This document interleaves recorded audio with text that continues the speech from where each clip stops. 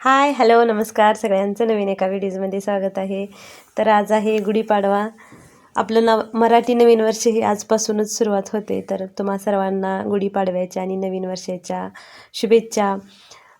तर सकाळी लवकरच आज तयारी केली होती, कारण 8:30पर्यंत जायचं होतं मुलांना आणि मिस्टरांना पण. त्यामुळं मग 8पर्यंत आम्ही गुढी वगैरे उभारून घेतली. तर सकाळचं वातावरण काहीच असं झालेलं होतं. तर मुलांची आता परीक्षा चालू आहे, वार्षिक परीक्षा चालू झालेली आहे, त्यामुळं मग लवकर आवरायचं होतं. तर प्रांजून आणि पप्पानी अशी दोघांनी मिळून अशी गुढी उभारली होती. तर हा मी साखरेचा हार घरामध्येच तयार केलेला होता. तर कृष्णाची नुसते मधीच लुडबुड चाललेली होती, पण त्याचं काही म्हणजे कशाकडे लक्ष नसतं, त्याच्याच ह्याच्यात असतो.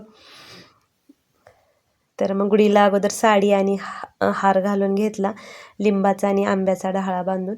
नंतर साखरेचा पण हार घातला आणि कलश घेतला होता, त्याला ना त्याच्यावरती स्वस्तिक काढून साईडनं 5 रेषा ओढल्या होत्या. तर नंतर तो त्याच्यावरती घालून, आता गुढी खरं तर पाटावर अशी ठेवायची असती, म्हणजे गुढीला आसन द्यायचं असतं, अशीच आत्राळी ठेवायची नसते किंवा खाली जमिनीवरती पण. तर मी रांगोळी खाली काढून त्याच्यावर पाट ठेवलेला होता आणि पाटावरती कापड ठेवून त्याच्यावरती मग अशी गुढी ही केली होती.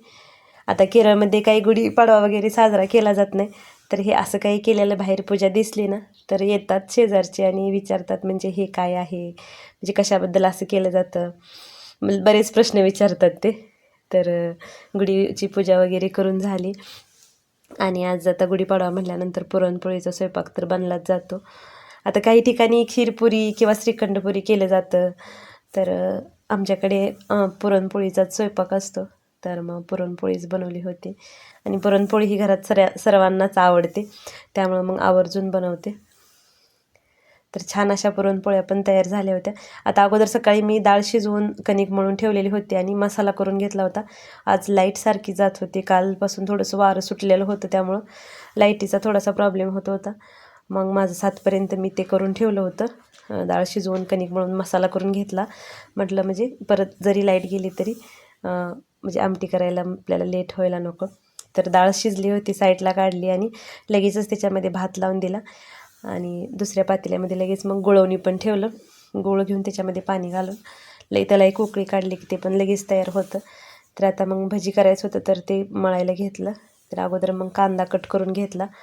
कांद्यानं आज एवढं रडवलं ना, कांदा आत्ताच ना जास्तच तिखट आहेत आणि मला कांदा अजिबातच सहन होत नाही तिखट, म्हणजे कट करताना बराचसा वेळ पण जातो आणि पाणी पण डोळ्यातनं भरपूर येतं. तर मग नंतर मग कांदा मिरची हे करून, तरी पण त्यावेळी लाईट गेली, व्हिडिओ शूट करत होते तरी. तर भजीचं मी मळून साईडला ठेवलं आणि मग पुरण परतायला घेतलं लगेचच. आता पुरणपोळीच्या स्वयंपाकाला तसा काही जास्त वेळ लागत नाही आहे. तर डाळ घेतली पातेल्यामध्ये, त्याच्यामध्ये थोडंसं तूप, मीठ आणि गूळ घातला.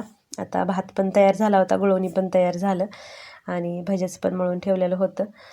तर लगेच असं झालं की किचन तिथल्या तिथंच थोडं थोडं आवरून घेते, नाहीतर पोळ्याचा स्वयंपाक असेल तर ना पसारा भरपूर होतो, मग पसारा झाला की मग काही कामच सुचत नाही. तर मग पुरण परतत मग लगेच इकडं मग दुसऱ्या गॅसवरती मी आमटीला फोडणी द्यायला घेतली. तर तेलामध्ये थोडंसं जिरा आणि कढीपत्ता घातला, वाटण केलेलं होतं तयार, तर मग ते वाटण त्याच्यामध्ये घातलं.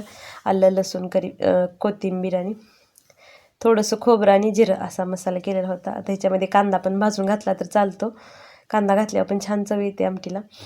तर मग आपलं रेग्युलरचं जे तिखट होतं तर ते तिखट टाकलं आणि आमटीला फोडणी घालून घेतली. आता मुलांसाठी ना थोडीशी कमी तिखटाची आमटी साईडला करते, मुलांना पण भात आमटी खायला आवडतं. तर आता आमटी पण तयार झालेल्या होत्या, उकळी आली की मग झालं. वरून थोडीशी कोथिंबीर घातली. आता वाटताना कोथिंबीर घातली ना तर छान चव येते. तर आता थोडंसं तळून घेतलं. आता तळण सगळं संपलेलं आहे, तळायचे जे पदार्थ असतात ते. पापड तांदळाचे होते ते पण संपलेत आणि कुरवडीचा तर चुराच होता. तर थोडंसं तळलं आणि नंतर मग भजे तळून घ्यायचो त्याच कढईमध्ये. अगोदर तळून घेतलं आणि नंतर मग भजे आणि पुरणपोळी ती काय करते, सकाळच्या जेवढ्या खायच्या तेवढ्याच करते आणि बाकी मग ठेवते फ्रीजमध्ये पुरण. तर संध्याकाळच्या गरम गरम करते आणि भजी पण नंतर संध्याकाळी तळते, असं करते. मुलांना कसं गरम पोळी आणि भजी मग गरम असेल तर आवडतात खायला. भात आमटी थंड असेल तरी चालते सकाळची, पण पोळी आणि भजी गरम असावं असं वाटतं. तर मग सकाळच्या पुरते भजी तळून घेतले आणि नंतर तोपर्यंत आता पुरण पण परतून होत आलं होतं. त्याच्यामध्ये फक्त वेलदोडे टाकायचे राहिले होते, तर गॅस बंद केल्यानंतर परत टाकते वेलदोडे त्याच्यामध्ये. तर गरम गरम वाटलं तर पुरण लगेच वाटलं जातं. नंतर मग पुरण खाली बसून परत वाटून घेतलं, कारण सकाळपासून धावपळच होती, पाय अगदी दुखायला लागलं होतं. म्हणलं पुरण बसून वाटून घ्यावं, म्हणजे तेवढंच 5-10 मिनिट खाली बसायला होते. आणि नंतर मग पोळ्या लाटायला घेतल्या. भजीच पीठ मळताना मध्येच लाईट गेल्यामुळं मग व्हिडिओ तिथंच हे झाला, स्टॉप झाला होता, म्हणजे बंद केला, कारण लाईट गेल्यानंतर व्यवस्थित दिसत नाही.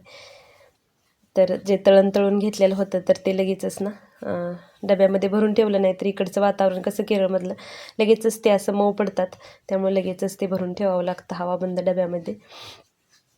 तर आता भजी पण तळून झालं होतं. कांदा भरपूर घातला की भजी छान होतात. आणि त्याच्यामध्ये मग कोथिंबीर, ओवा, थोडासा सोडा घालते, सोडा जास्त वापरत नाही. आणि कडलेलं थोडंसं तेल घातलं ना तर मग भजी जास्त तेलकट होत नाहीत. तर आता सर्व आवरून झालं होतं. किचन कट्टा एकदा क्लीन करून घेतला आणि नंतर मग पुरणपोळी लाटाय घेतली. आता कणिक मळून झाल्यानंतर तेल लावून ठेवत नाही, नंतर त्यावेळी पाणी लावून ठेवते भरपूर असं वरून, म्हणजे कणिक मग व्यवस्थित अशी मऊ राहते. आता अगोदर कसं आपण पुरण पाट्यावर वाटायचं, तर मग त्यावेळी पाट्यावर कणिक व्यवस्थित अशी चेचून घेतली की छान व्हायच्या पोळ्या तशा. पण आता काही पाटावर वटा तशी काही सिस्टीम राहिलेलीच नाही, त्यामुळं मग असंच थोडंसं जास्त असं मर्दून घेते, म्हणजे हे होतं. आणि कणिक कसं अगोदरच मळते, डाळ लावली की पहिली कणिक मळून घेते, म्हणजे कणिक व्यवस्थित भिजली जाते. मग त्यामुळं पण ना पुरणपोळ्या सॉफ्ट होतात. आता इकडं कसं थोडंसं मोठंच दळतात, असं चिकटपणा येत नाही पिठाला जास्त. आपल्या गावाकडे कसा चिकटपणा येतो तसा, त्यामुळं मग जरा जास्त वेळ भिजत ठेवली ना मग थोडी व्यवस्थित होतात पोळ्या. तर मग लगेचच ना लाटायला घेतल्या. अगोदर उंड करून ठेवते 1-2 आणि नंतर मग लाटायला सुरुवात करते, म्हणजे परत पटपट होऊन जातात. आणि पोळीमध्ये कसं भरपूर असं पुरण असेल तर पोळी खायला छान लागते. आणि कृष्णाला तर जास्त तूप आणि पोळी तुपामध्ये बुडवूनच खायला आवडते, त्यामुळं मग तशी पोळी खायची असेल तर भरपूर पुरण घातलं ना पोळीला छान चव लागते. तर मग लगेचच पोळी पण लाटून घेतल्या. पुरण आणि कणिक व्यवस्थित झालं असेल तर मग पुरणपोळ्या अजिबात फुटत नाहीत आणि व्यवस्थित अशा फुगल्या जातात. आलटून पलटून दोन्ही साईडनं लाटायच्या, म्हणजे दोन्ही साईडनं पुरणपोळी व्यवस्थित होते. पुरण हे काटापर्यंत पसरलं जातं. नाहीतर आपण पलटली नाही, सारखी पलटून लाटली नाही तर मग एकांगी पोळी होते. तर मग ते एक साईड फुगते, एक साईड फुगत नाही, असं पण होतं मग. त्यामुळे लाटताना पण थोडीशी काळजीपूर्वक लाटायची आणि आलटून पलटून लाटायची, म्हणजे छान अशा पोळ्या तयार होत्या त्या. आता सकाळी मला 7 पोळ्या केल्या की बास होतात, तेवढ्या पोळ्या.